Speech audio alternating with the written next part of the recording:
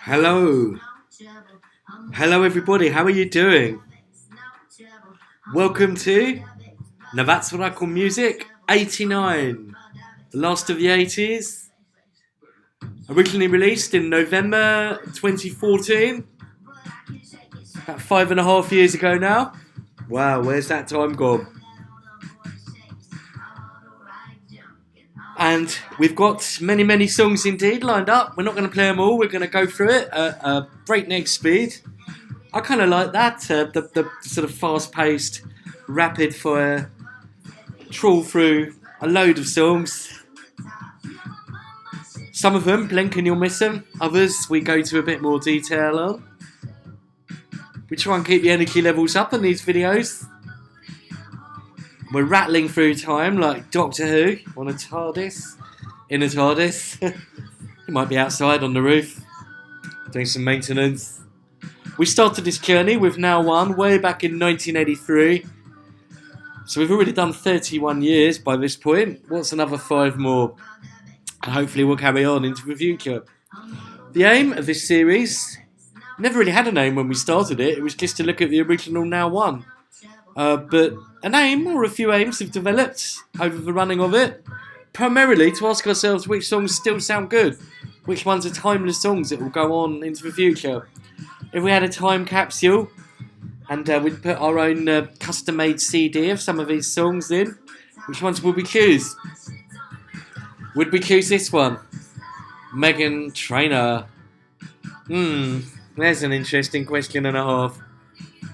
Well, it's certainly an interesting way of starting this album, for better or worse.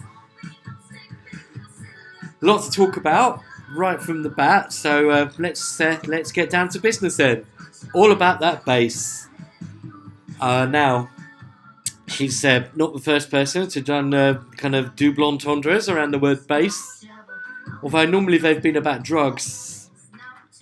In terms of bass, B-A-S-E, cocaine. She means something else, I think, here. I think she means that booty. That big fat booty.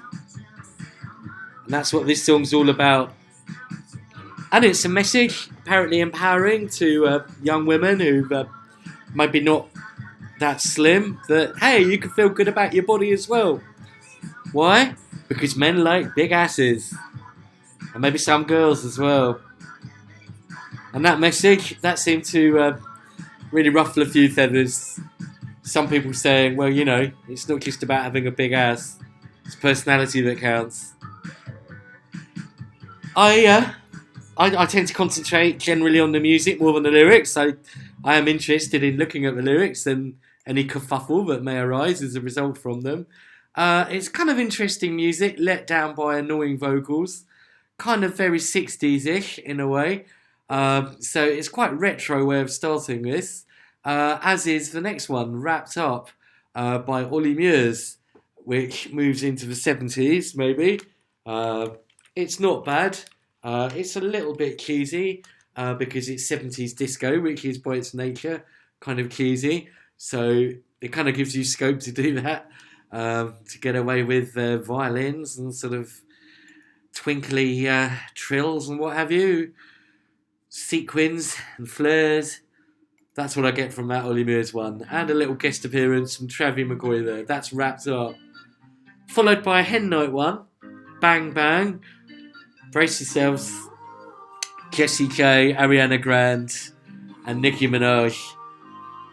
Now, I tend to say I'm not bothered about gender or race or demographic. I just judge stuff on its musical merits. But I've got to say, with Bang Bang, that's pure Hen Night. I cannot imagine any man on the planet actually liking that. And if they do, by all means, leave a comment if you're of the male gender.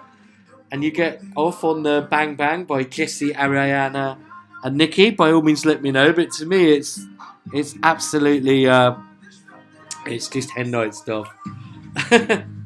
This is not the first time we've ever had a Norwegian African kind of thing. Madcon, do you remember them with their version of Begging a few years ago now? God, maybe even about 5 years before this point. Wow. Well, this is Nico and Vince, who are basically Norwegian of African descent. Am I wrong? It's an interesting sound actually. Really like nothing else. It's definitely got a kind of African groove to it in a way. Very soulful kind of vocal. Yeah, I really like this actually. Very different, very unique, and had 500 million views. Wow, what's been one of the most famous songs to ever come out of Norway. Good stuff, guys. Okay, this one is followed up by Magic and Rude. That's a strange one. It's reggae, white reggae, I guess you'd call it. But again, we don't really go on about race here. It's let's say very pop reggae. It's that one about. I'm trying to get the gist of the lyrics. You keep asking this girl's dad if he can marry her and saying he's going to marry her anyway, whatever the guy says. But he keeps coming back and keeps sort of asking him again and again. It's interesting. It's not too bad. It's different. So yeah, it's it kind of reminds me of that Big Mountain, Baby I Love Your Way, sonically. Way back. Good. 16 years before this point. No, 20, yeah. Because that was 94, I think. And this is 14. Wow. Time flies. Now, timeless song. Beyond space, time, age, race, gender, demographic, whatever you. It's Sam Smith. And I'm not the only one. Big, lush ballad. Good stuff indeed. Yeah, I really like that. I don't think I've disliked a single Sam Smith song yet. Really good quality control. He only puts out stuff that's actually worthy of it. Now, here's a controversial comment. Better than the Beatles. Woo! A TV advert version of a song that's better than the Beatles. Wow. Well, if you can call it the Beatles. That's a great ending, the way those chords swirl, by the way. That was Nicky and Vince and Am I Wrong? Great song indeed. So yeah, better than the Beatles, this next one. Trumbo Den and Real Love. Now, when I say the Beatles, I mean that weird 90s kind of posthumous version of them. The story about this song is that it's actually written by John and Yoko. I think it was a demo that was put out, or not even put out. It was discovered in the late 70s. Well, that's when it was recorded. It was discovered a bit later in the vault of old John's stuff.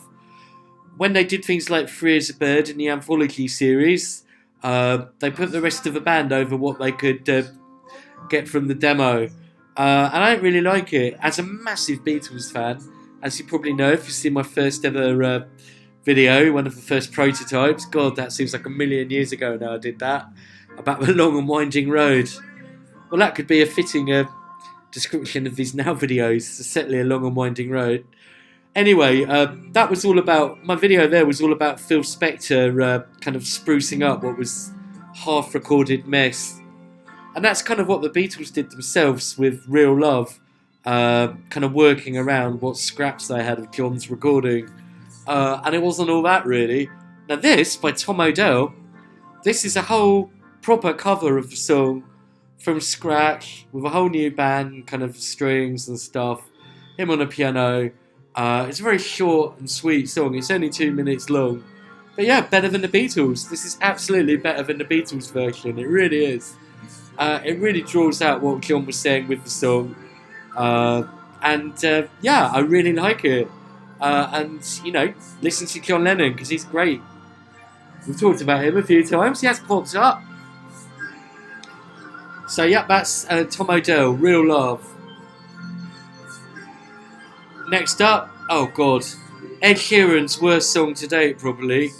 Really poor, and don't. It's just totally crass and tasteless. He's got more of his semi-rapping.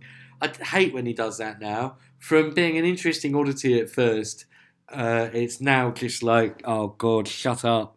So I really don't like that song. Now, here's someone else who's got a voice that doesn't really sound like he looks. I'm sure I'm not the first person to say that. It's Mr. George Ezra and Blame It On Me. So he looks, from my perspective anyway, like my my great grandkids. Well, no, I'm not that old. I'm just joking. But he looks like a young lad. But he sounds like a kind of 70-year-old man. He really does. So he's definitely captured the spirit of music, which is what it's all about, where it transcends the age of your body or whatever, and it's all about capturing something else. And by Jove, he does that well here. This is Blame It On Me by George Ezra. Yeah, it's kind of neo-folk, I suppose. And the top comment with 4,600 likes, that weird moment when you expect another face to match his voice. And yeah, I think we're almost... Everyone says, how does this guy look like this? But fair play to him. I'm sure he's well aware of it. And indeed, it's the USP, it's the selling point. But if you actually listen to the music, it's really good music as well. Good song. As is, The Script and Superheroes. A great song, actually. Really uplifting, really positive. Possibly their most kind of Irish sounding yet. It really does have a kind of Celtic feel to it. Really like it. I really like it. It's like a coming home song. Great stuff. Now, One Republic, they've been a bit iffy. But Love Runs Out is probably their best moment to date. They seem to really find themselves with that one. They really do. It's a big, orchestral, massive kind of anthem of a song. So yeah, big fan of that one. Even Maroon 5, who've been also very iffy. It's funny how these people are kind of almost going back to who they really are. Maps, which is maybe a bit anachronistic in its days of sat-nav. Google Maps maybe, I suppose, yeah. I'm sure that's what they mean. I'm sure they're not talking about the old Ordnance Survey maps, but I've still got a load of. Anyway, Maroon 5, yeah, it's kind of quite Police sounding. We had another band who sounded a bit like the Police, wasn't it? That Juliet one. Yeah, this is more in that kind of post-Roxanne style. Good stuff. Okay, next up is Hosier and Take Me to a Church. Here's another one that's pretty controversial, although not really. I think most people these days are pretty much in alignment with the lyrics. There's maybe still pockets of the old hardcore religious extremists out there who are maybe homophobic and judgmental and what have you. But essentially, certainly the Christian people I know are incredibly compassionate and non-judgmental and really don't care about things like that. So I like where he's coming from with the lyrics. Maybe it applies more in America or even Ireland. That's the lyrical conceit, is that sex is a church, I guess. And it's musically quite slow, quite a trawl in a way, but it does get there, it gets going. And it is quite kind of gospelly, I suppose. So yeah, not bad at all. Now, a phenomenon that happens sometimes in these videos is that someone does one or two really atrocious songs, and I say they're like the worst song on the album, and then out of left field, they go and do something absolutely amazingly good. And that's certainly the case for Charlie XCX, who I think's made two worst songs of the album so far. So I'm kind of tempted to make this one best song of the album. We'll see. Best so far, I think. She can actually sing really well and really nicely.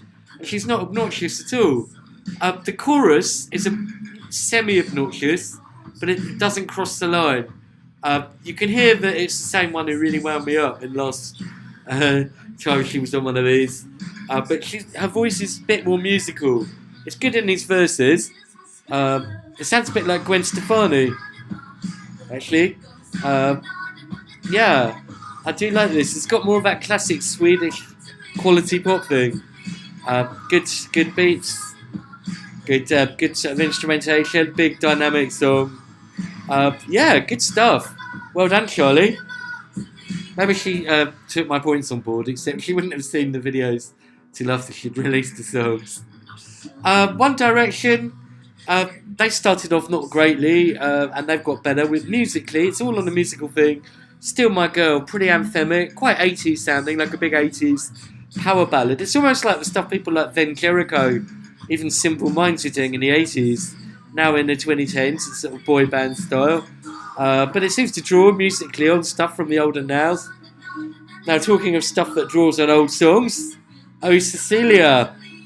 We already had Suggs doing Cecilia way back on, now 34, I think. This isn't quite totally the Simon and Garfunkel song, but it's kind of built around that. Yeah, it's not bad. It's not great. It's a bit kind of boy bandy. It doesn't really transcend. So I'll give it 6 out of 10.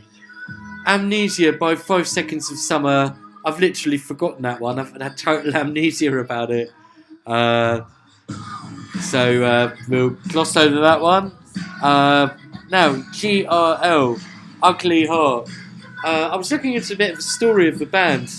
And very, very sadly, just before that came out, one of the members actually committed suicide. So, real heart goes out to GRL. It's a song all about guys who have a nice kind of that nice guy thing going on up front, but then behind the scenes a bit of an ugly heart, which is an interesting lyrical conceit, and it's very interesting when you consider it was co-written by Dr. Luke, who in real life was accused of exactly that from Kesha. So I wonder if it's a case of life imitating art or even vice versa. Next up, Katy Perry, This Is How We Do. No, she's gone shit again after actually almost being okay with her last couple. It's a non-song. It really hasn't got a song. And it's a bit nothingy, really. It's okay production, but it's just meh. Now, Cheryl Cole, normally pretty meh. Maybe some okay Girls Aloud ones. This is a duet with Tiny Temper, and it's the best thing he's done for ages as well. It's really quite daring, actually, sonically, in that it's basically not much more than just a beat and vocals. There's really not a lot of instrumentation there. It's quite tribal in the beat. I don't think she's the best singer in the world, but she kind of knows her limitations. And it's more about the performance. He's only in it for about two-thirds of the way through. This reminds me of stuff that people do like belly dancing to and stuff. Makes you want to belly dance. But yeah, I like the fact that it's kind of quite stripped down. And I like the fact that generally on this now, we are really moving away from the overproduced stuff. Songs are not afraid to just have a few elements and make them good, which is what we needed at this time, I think. And so, yeah, nice one. Okay, Glow, Ella Henderson. That's pretty good. She's got a fair old set of pipes on her. It's a kind of middling song, as in tempo. It's a good song. Yeah, mid-tempo. Really, really good one next, from Veronica's. They appeared about 5-6 years ago, and then they're back again with You Ruin Me, which is very slow, but very emotional, and yeah, really nice. I like that one a lot. Calvin Harris, John Newman. It's a bit second row. It's not quite as bad as some of his real dire stuff recently. It's a kind of partial return to form, partly helped by John Newman, whose voice is always good. So not too bad, not too great. Sigma follow up the brilliant Nobody to Love with a duet with, or a collab with Paloma Faith and Changing. I don't like it quite as much, but objectively it's not really any worse. It follows on in the same style. She's got a different voice, obviously being a woman instead of a bloke. And I just realised the bloke on the last one, I don't think it was credited. But yeah, great vocalist anyway. There's some orchestration on it, some strings and stuff. It's okay. Now, another good one I'm going to stick on. Prayer in C from Lilywood and Robin Schultz. Let's get this one on. Is it in C major or C minor? So there was a good song from Cheryl actually, quite daring, crazy, stupid. And this is Lilywood and the Prick, it says here. It's your spare prick. And Robin Schultz, Prayer in C. Yeah, this is nice. This is that kind of more down-tempo, chilled, deep house stuff. Good vocals on it. Real Love, another good dance song from Clean Bandit. I think I've liked most things they've done. And Jess Glynn, I've liked everything she's done as well. She's been really good. Now, Rhythm is a Dancer by Snap. Who was it? Bastille, who had a little tiny portion of it on Of the Night, which is basically a Corona cover. It's interpolated again, rather weirdly, by Jeremy and YG and Don't Tell Him. I like the fact they tried to hip up the name Jeremy, more associated with Mr. Corbyn, Mr. Paxman, Mr. Clarkson, etc., etc. Kind of misspelt that a bit to make it more gangster. And yeah, he's kind of R&B'd up Rhythm is a Dancer, and it's better than the Bastille one, to be honest.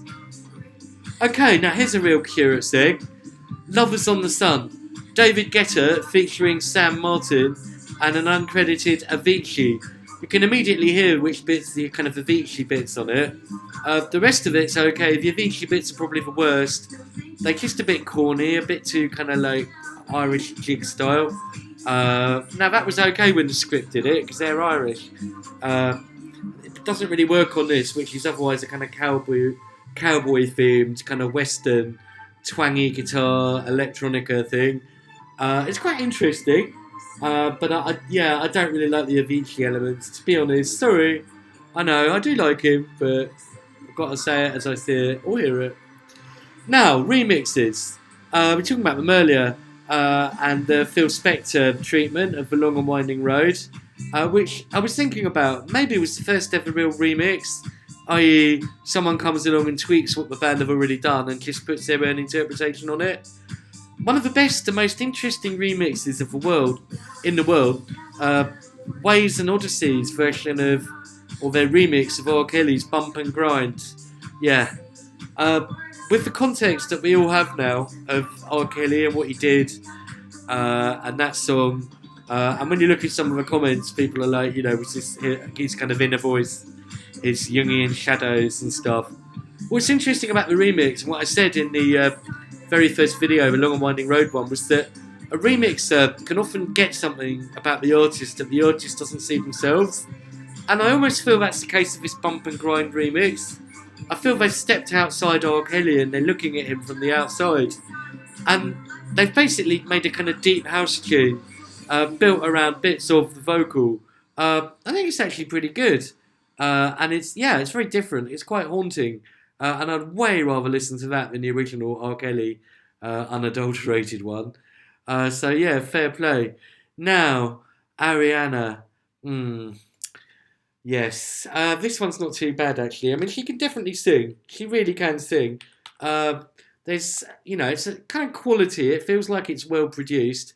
I'm talking about Zed and Ariana Break Free. I'm sure Zed's production helped make that really good.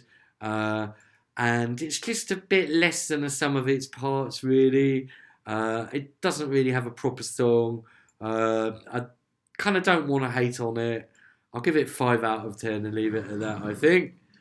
Next up is Nicole Scherzinger, Your Love, which is okay apart from pretty crass chorus, which is all like the dee-dee-doo-doo-doo gibberish stuff. It's like that police one, do-do-do-do, da-da-da-da, that's all I've got to say to you. It's okay, it's not great. Pitbull, surprisingly good. This is him and John Ryan. And I've got to say, I like how Pitbull has modernised his sound. He's still going on about the same old stuff. Let's get some drinks, let's smack some girls on the backside, and they'll all really love it, and they'll come to my hotel room. Funny how when Robin Thicke says his stuff, people go up in arms. When Pitbull does it, not that he's sort of... he's basically smacking girls on the arse and stuff, but they seem to like it in Pitbull songs, and the public don't seem to have a problem with it. Weird, isn't it? It's musically okay. John Ryan does some good vocals on it. Really good vocals. It's quite Hispanic. It's okay, really. On the border of being crass, it doesn't quite cross it. A very fine act indeed. Now, what do you make of an act called Wankle Mutt? Talking of being on the border of being crass. Or is that just my sense of humour? Wankelmart. I can't be the only person in the world who's just looked at that name. Let's see what YouTube says. That's always a good barometer. Musically, it's great. It's the MK remix of My Head is a Jungle, Wankelmart and Emma Louise. Real piano housey sort of stuff. Yeah, MK's having a real resurgence at this point. He was really big in the early 90s. What an unfortunate name, Wankelmart. Yeah. But you know, it gets it on a Now album. It's actually a really, really good song.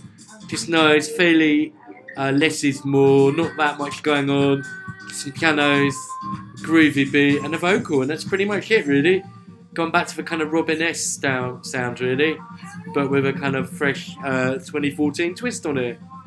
Now, very progressive dance song next, and there's a fair few. I'll get it lined up. It's ZHU and Faded. Very strange vocal effect on this one. So yeah, Wankelmart and Emma Louise, My Head is a Jungle. And here is Z, or is it Z, HU, and Faded. It's nice and kind of fairly down tempo, but still got the beat. End of the night kind of stuff. After party music. Nice. Faded. It's very interesting how dance music's changed so much over the last few years. Okay, someone who's really had a real good streak recently, and that's Duke Dumont, Won't Look Back. That's as good as all their stuff. Really good deep house. Wicked Games, Para, Fakuva, and Anna Naklab. That's a version of very, very old Chris Isaak song from way back in 1990. And it's kind of made that this kind of late night, chilled, post clubhouse stuff. Tina, Tina, Fuse ODG featuring Angel. Not too bad, a little bit cheesy, but it's quite sing-along. Very kind of carnival, Caribbean sort of stuff. That's okay. Another really, really good progressive dance one. I'm going to stick it on. 10 Walls. I'm Walking with Elephants. Really, really good bass synth sound on it. And I really do like some of these sounds a lot more on this now. Maybe it's just me, but this is a lot more my taste. Just a bit more kind of underground, really. A bit harder, bit less is more. Good song that. That's ZAQ and Faded. He says, well, fading. And 10 Walls, Walking with Elephants. Good song name. Good bass sound. Literally does sound like Walking with Elephants, doesn't it? Have you ever seen those videos of elephants painting and playing football? They're the most amazing creatures. So yeah, Walking with Elephants. That's the elephant in the room. Kays is back with Giant in My Heart, another quality deep house one. And Sunlight, the Magician, featuring Years and Years. So yeah, some really, really good dance stuff on here actually. Really, really good. Kisses to Breakfast. That was more a bit kind of more like the Hispanic stuff, or Caribbean even. Sorry, not Hispanic. Popcorn. And that maybe could have gone quite well with a Fuse ODQ one. Not bad. Now Lullaby by Professor Green featuring Tori Kelly. I don't really like the sound of his voice as such, but I do like the lyrics. And I really feel like I connect with him lyrically. I do feel empathy for him. He really's got a good way of getting real spirit across in his words. And musically it's very lush and nice. So yeah, pretty good. I might get that one off after this actually. I'll get it lined up. Because there's only a couple more before we do the roundup. Now the next one, it's got one of the most pathetic drops I've ever heard in my entire life. A really, really lame drop. Quite a good build-up. But then, when you expect it to kick, it just done nothing. It really does. It's pathetic. It is Black Widow. I tell you what, man, it's more of a housefly. That's Iggy Azalea featuring Rita Ora. It's an Anne. It's not a Black Widow. It builds you up for this drop, and then you get the most lightweight drums and tinny synths. It's just nothing. Really poor. Possibly worst song on the album. And a closer runner-up, Nicki Minaj, Anaconda. Just because you name your songs after like these exotic, toxic, dangerous animals, doesn't mean musically they are. If Black Widow resembles something more of an ant or a housefly, Anaconda's more of a worm, really. So yeah. Okay, I think I'll stick to the elephants. Right, that is 10 Walls and Walking with Elephants. Here's Professor Green featuring Tori Kelly and Lullaby. Now, what's the real classics on here? Don't forget, we're only just over 5 years old, so a bit early to say what's really going to stand the test of time, but we can see what still sounds good today. Right, okay, Am I Wrong? I think it's the first real classic from Nico and Vince. I'm Not the Only One, Sam Smith. Real Love, Tom Odell, has the distinction of doing a Beatles song better than the Beatles. George Ezra, Blame It On Me. Superheroes, Script, Love Runs Out, One Republic. I think Maps is one of the best ever Maroon 5 ones. Hosier, Take Me to Church, that's had quite an impact. I really like Boom Clap by Charlie XCX. Maybe a bit obscure. Still My Girls, above average boy band stuff. Cheryl, Crazy Stupid Love's above average, kind of ex-reality TV stuff. You Ruined Me by Veronica's is good. Sigma Changing and Paloma Faith, that's pretty good. Prayer in Sea, Lilywood and Robin Schultz, good. Load of good dance ones. Real Love, Clean Bandit and Jess Glynn.